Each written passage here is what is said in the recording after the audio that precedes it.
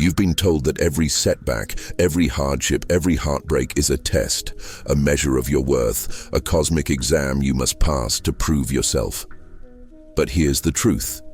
The universe does not judge, does not punish, does not grade you like a student in a classroom. Life is not testing you, life is preparing you. The challenges you face are not walls designed to block you. They are mirrors designed to align you. Each obstacle is not evidence of your inadequacy, but evidence of your becoming. The universe is not cruel. It is precise. It is recalibrating you, moment by moment, into the frequency of who you are meant to be.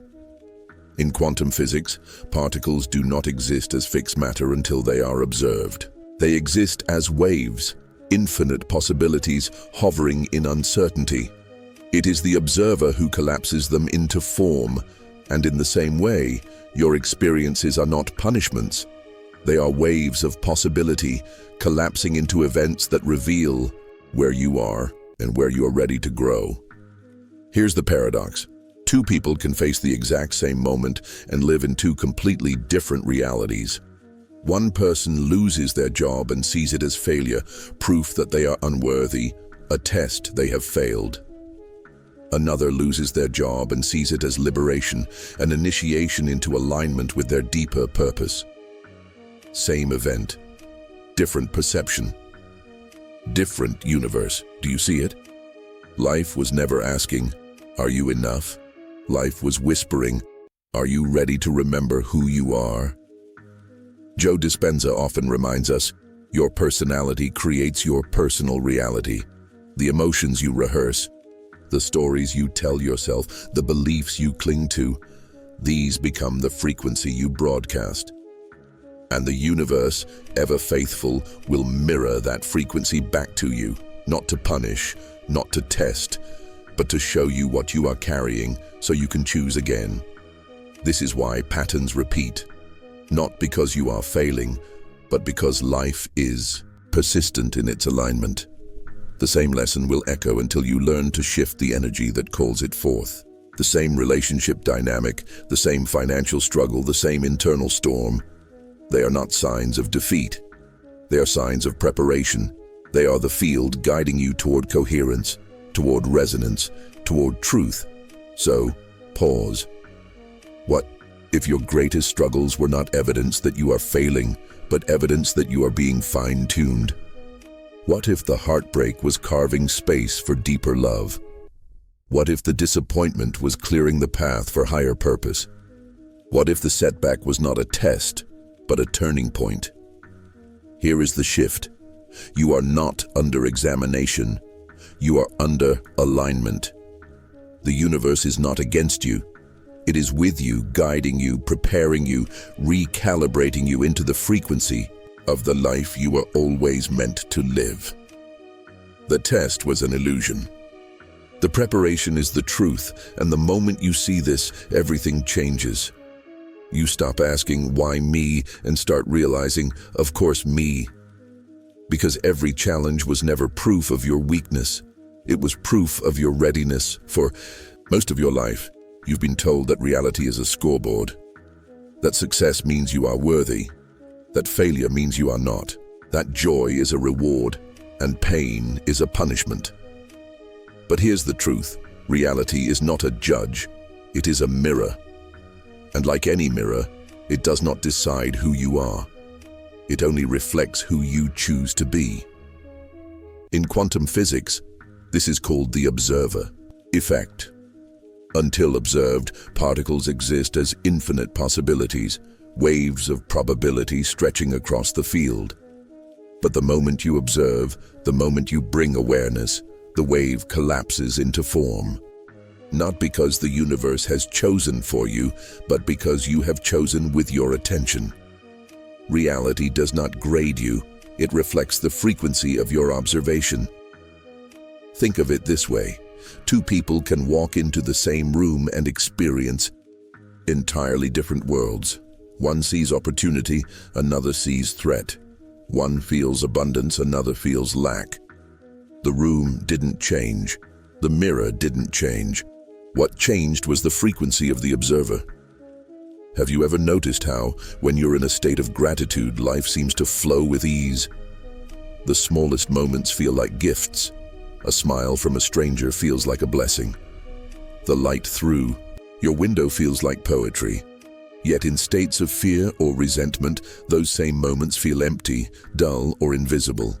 The world didn't change, your lens did. Joe Dispenza reminds us, your thoughts and emotions are broadcasting signals. And the field around you, the quantum intelligence that holds all possibilities, simply echoes those signals back. If you broadcast fear, the mirror shows you fear. If you broadcast love, the mirror reflects love. Reality does not punish, it responds. It aligns. This is why repeating patterns appear in your life. Not because you are cursed, not because life has judged you, but because the mirror keeps reflecting what you continue to project. The same relationship dynamic, the same financial struggle, the same feeling of being unseen. They are not verdicts, they are reflections. And here's the paradox. The mirror is neutral, but your perception is not. The moment you shift your state, from fear to trust, from resentment to gratitude, from scarcity to abundance, the reflection shifts as well. Not because reality was withholding anything from you, but because you were finally seeing what was always available. So pause for a moment. Imagine your life as a room of infinite mirrors. Every thought, every belief, every emotion you hold is a lens, a frequency, and life faithfully reflects it back. Not to hurt you, not to test you, but to remind you of the power you hold as the observer. Here is the shift. You were never being judged. You were being shown. Reality is not a courtroom, it is a canvas, and the brush is always in your hand. The mirror is waiting. What reflection will you choose to see? You've been taught to grind, to push, to force outcomes into existence, to believe that only through struggle and relentless effort can you earn what you desire. But here's the truth. Manifestation doesn't happen through force. It happens through frequency. Reality doesn't bend to how hard you try. It bends to how deeply you align. In physics, everything is vibration. Every atom oscillates at a measurable frequency. And your emotions, the invisible currents you feel but cannot hold, are not abstract. They are electromagnetic signals, tuning forks broadcasting into the quantum field. Gratitude, love, joy. These frequencies resonate at higher states, and like a magnet, they draw parallel possibilities into your path. Fear, anger, doubt. These anchor you to old patterns, keeping you cycling through the same familiar realities. Think of a radio.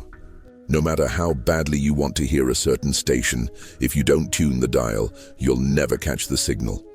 Forcing the radio won't work. Breaking it open won't work. Only alignment matters. The same is true for your life. You cannot bully the field into giving you what you want. You must attune to it. Consider this. Two people set out to start a new project.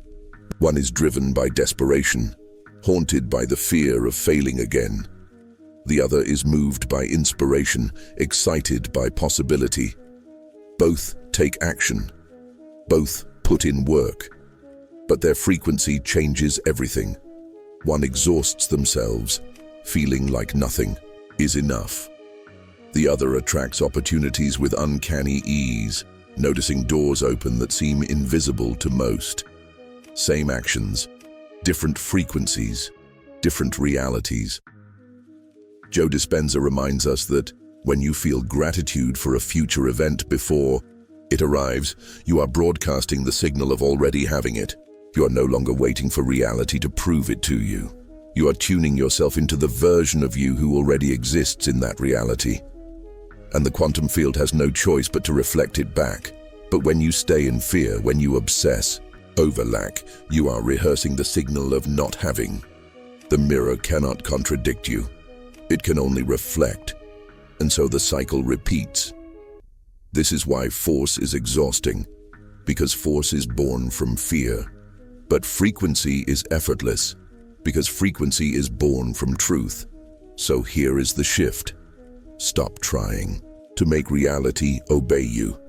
Instead, become the reality you wish to live in. Radiate it, feel it, breathe it now, not later. Because reality is not responding to what you want. It is responding to what you are. You do not manifest by force.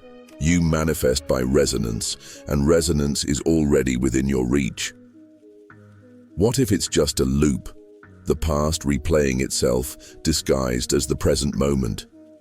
Your nervous system is not designed to seek what's best for you. It's designed to seek what's familiar. Safety for the brain is not about joy, it is about predictability, which means even if something hurts, even if it limits you, if it feels familiar, your system will repeat it again and again. This is why you find yourself in the same relationship dynamic, hearing the same arguments in different voices. Why you sabotage opportunities, why the same anxieties circle back no matter how far you run. It's not because you are cursed or because life is punishing you. It's because the body clings to what it knows. Neuroscience shows us that neurons fire and wire together, forming pathways of habit. Trauma accelerates this. An emotional shock etches a strong pattern, and unless interrupted, the loop continues. The nervous system says, "This is familiar, this is who we are." And so it repeats, not because you are failing, but because you are unconscious. Here's the paradox. The loop feels external, but it originates within. The argument is not about this person. The failure is not about this project. The rejection is not about this moment. These are shadows of an older imprint, an echo looking for resolution. Think of someone who grew up with a parent who withheld love. As an adult, they might unconsciously choose partners who are emotionally distant, not because they want the pain, but because the nervous system says, "This is love. This is home." The loop is not a punishment. It is a familiar frequency pulling you back until you see it. But here is the power you forget. Awareness collapses possibility into form. The observer effect is not just about photons, it's about your life. When you bring conscious attention to the loop, you collapse the old trajectory and open a new one. Awareness itself is the disruption. Bob Proctor once said, "The subconscious mind will keep you where you are unless the conscious mind takes charge." This is the key. You are not condemned to repeat the past. You are invited to witness it, to feel it fully, and then to choose again. So the shift begins like this. The next time you feel yourself in the loop, the same argument, the same trigger, the same spiral, pause. Don't run. Don't force. Simply observe. Say to yourself, "This is the past trying to live again." In that moment, you create a gap. And in that gap, a new path is possible. The loop is not the enemy. It is the teacher. It is the nervous system's echo saying, "Heal me, see me, rewrite me." And when you do, the loop ends, not by force, not by fear, but by choice. What if the chaos in your life is not chaos at all? What if it is preparation, energy reorganizing, aligning, recalibrating so that you can finally step into coherence? In the quantum field, particles remain waves of possibility until observed. Nothing collapses until consciousness touches it. Your life is no different. Until you see it, until you face it, until you decide, it lingers as potential. Which means the delay you feel, the struggle you carry, the obstacles that seem to rise like endless walls are not wasted time. They are waves gathering momentum. But here is the truth you forget. Energy never moves against you, it only moves through you. What feels like resistance is refinement. What feels like setback is synchronization. The field is never punishing. It is preparing. Joe Dispenza explains that coherence happens when your thoughts, emotions, and actions begin to align, when the heart and brain broadcast the same frequency. Until then, the field is fragmented. You ask for one thing with your mind, but vibrate another with your heart. And so the quantum field waits. It reorganizes, recalibrates, delays, redirects, because incoherence cannot collapse into form. Think of it like tuning a radio. If you are 1 degree off the right frequency, you will hear only static.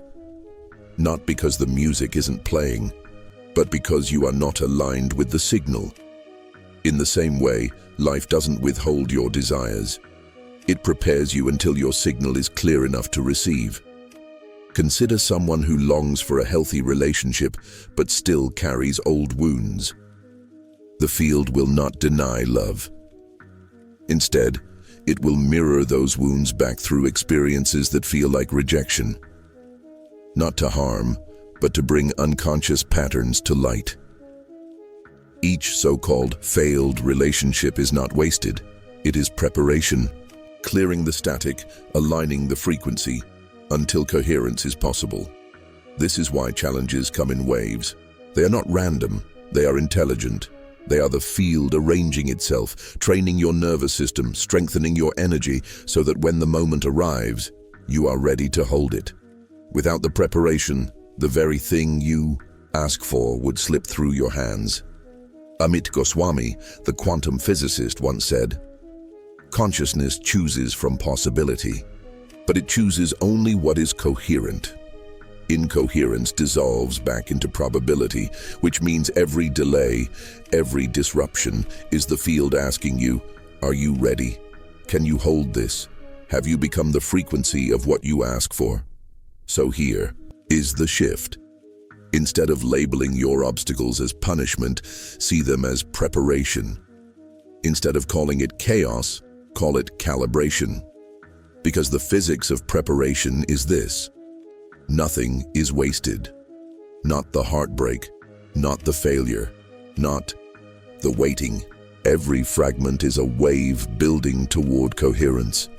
And when you align, when heart and mind, thought and feeling, intention and action vibrate as one, the field collapses instantly.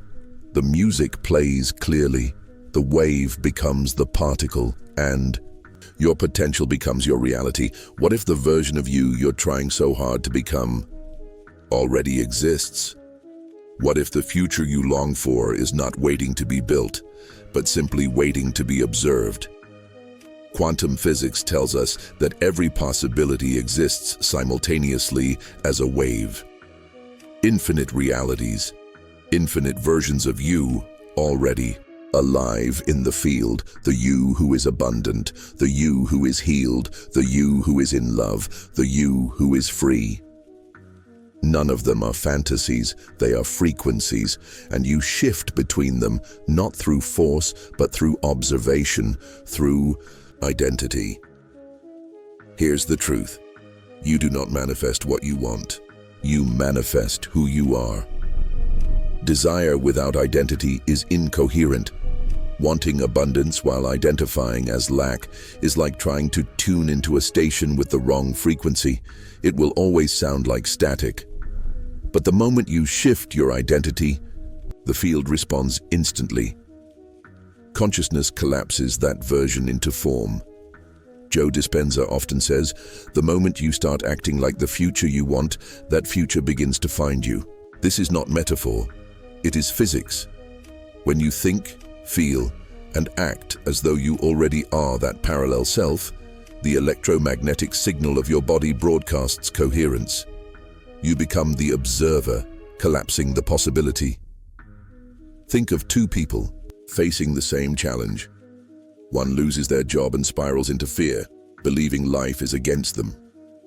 Another loses their job and sees it as an opening, a chance to finally align with their calling. Same event, different identity, and because their identities differ, their timelines diverge. One spirals into contraction, the other into expansion. Both realities are real. Both selves exist. Which one becomes lived depends on which identity is observed. And here is the shift most people miss. You are not being tested to prove your worth. You are being guided to align with the version of you who is already worthy. The you who already knows. The you who already carries peace. The you who already vibrates in harmony with the life you long for. You don't become them. You remember them. Amit Goswami explains this as self-referential quantum choice. Consciousness chooses the self it identifies with, which means every moment is a fork in the multiverse. Every thought, every feeling, every response. Is you voting for which version of you gets observed into reality? So when you feel yourself striving, pushing, doubting, pause. Remember, there is nothing to earn, nothing to chase. The self you are seeking is already alive in the field, already waiting. The only question is, will you observe them? And when you do, when you shift your identity, when you embody their state of being, when you feel their gratitude, their peace, their knowing, the field collapses. The bridge appears, and the parallel self is no longer waiting. They are you. What if time isn't something you move through, but something that moves through you? What if the past and the future only exist because your mind keeps them alive, while reality itself is always only now? Here's the paradox. Your past is a memory. Your future is potential. Neither exists outside of your consciousness. And yet you live as if both are chains, haunted by the weight of what was and anxious for the promise of what might be. But physics whispers something different. In the quantum field, time does not flow in a straight line. Past, present, and future all exist simultaneously as waves of possibility. Consciousness is what collapses them, and every collapse happens here, in this moment. You've felt this before. Think of a time you were so present that time seemed to disappear. Watching a sunset, holding someone you love, losing yourself. In music, hours folded into seconds. The linear clock melted into something eternal. That is the taste of truth. Time is not the ruler of your reality. Presence is. Joe Dispenza often says, when you live by memory of the past, you create more of the past. When you live by vision of the future, you create a new future. But the key is this: both happen now. The nervous system does not distinguish between past, present, or imagined future. It only responds to the frequency you embody in this moment. Which means, if you feel the gratitude, the peace, the certainty of your future self right now, your body believes it. Your field broadcasts it, and reality organizes around it. Imagine two people starting the same day.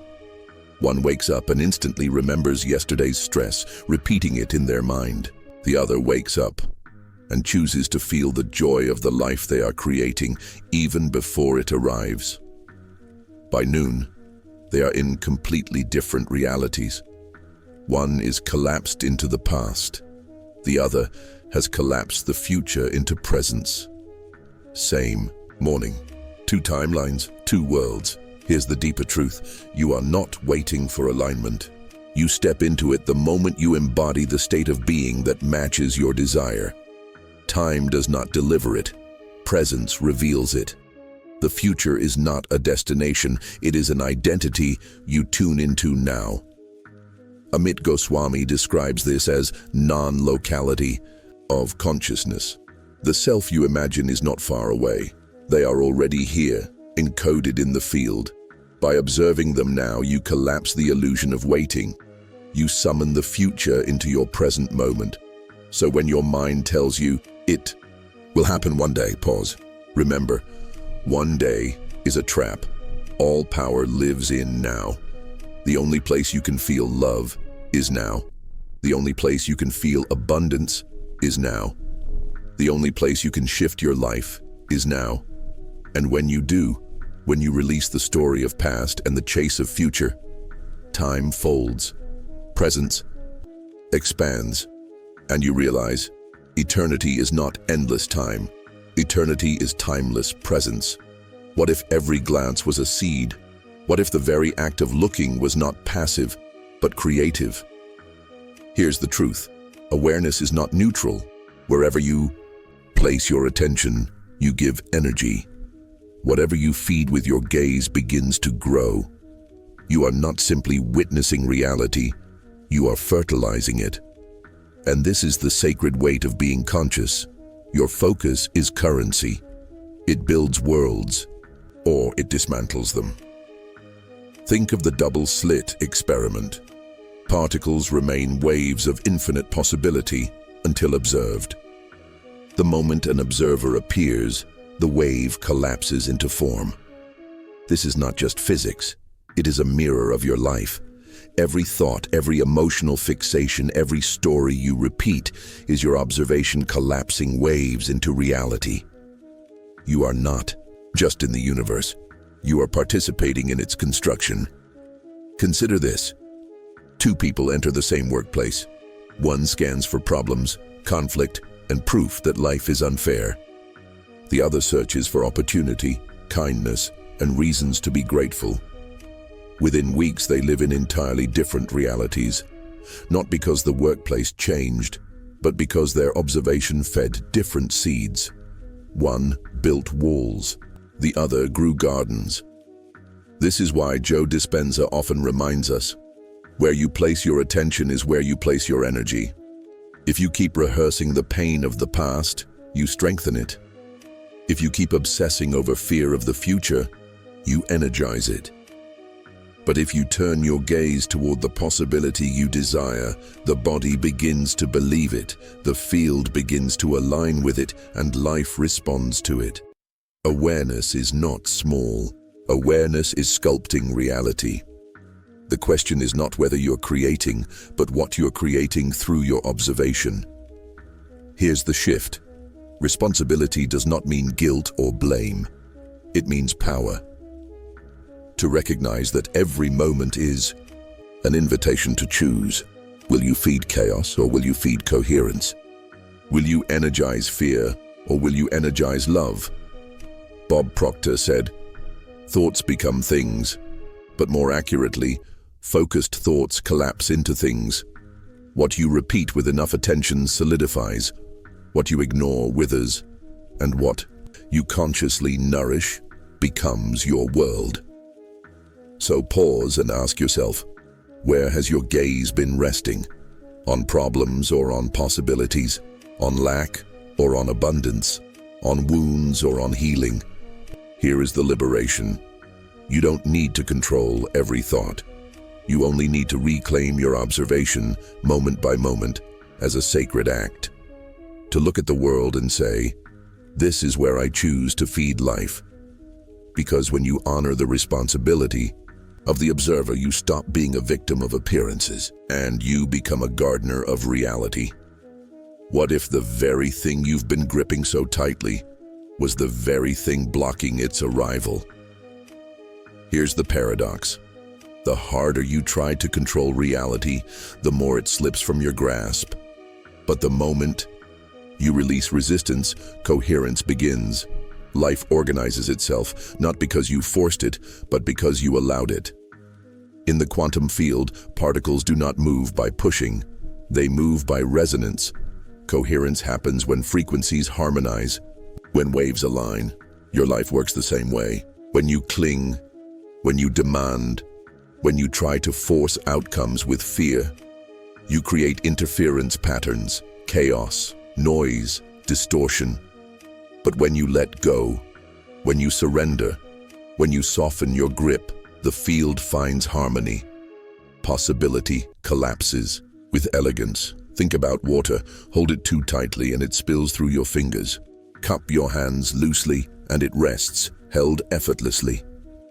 Your dreams are the same. They are not meant to be wrestled into existence. They are meant to be received. Maybe you've lived this truth already. You fought for someone's love, and it suffocated. You forced an opportunity, and it dissolved. But the moment you stopped chasing, suddenly the right person appeared, the door opened, the chance arrived unforced. That wasn't coincidence. That was surrender, shifting your frequency from scarcity to trust. Joe Dispenza reminds us that the nervous system cannot distinguish between the future we vividly imagine and the present moment we inhabit. When you embody the feeling of already having, you stop resisting. You no longer signal lack. You radiate coherence, and the field organizes around you. Surrender is not giving up. It is tuning in. Amit Goswami calls it quantum choice. The act of releasing the insistence on one possibility and opening to the larger wave of infinite ones. The moment you stop demanding how it should come, life has space to deliver that it will. Here's the truth. Surrender is not weakness. Surrender is power. To surrender is to acknowledge that you are not a separate self-forcing reality. You are reality, breathing itself through you. Notice the shift in your body when you surrender. Shoulders soften, breath deepens, heart steadies. And in that state, your frequency rises. You step into coherence. You stop swimming upstream, and the current begins to carry you. So pause, right here, and ask yourself, what are you holding too tightly? What outcome are you demanding to arrive in your timing, in your way? And what if, instead of gripping, you released? Here is the awakening. Surrender does not mean nothing matters. It means everything belongs. It means the right path, the right people, the right timing are already encoded in the field. Your task is not to push. It is to allow. Because the truth is the universe has been waiting, not for you to fight, but for you to finally let go. What if the universe was never testing you, but reminding you?